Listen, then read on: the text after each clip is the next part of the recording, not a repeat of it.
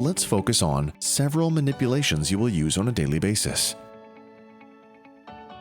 To open the grip, lift it around its pivot.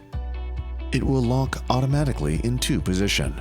To fold it back, pull the grip away from the handlebar and down to a nearly 90-degree angle, at which point it will lock automatically.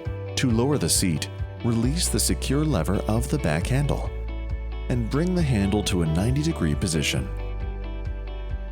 When engaging the tiller with the chassis, make sure the lock under the small red button is parallel to the engagement pivot.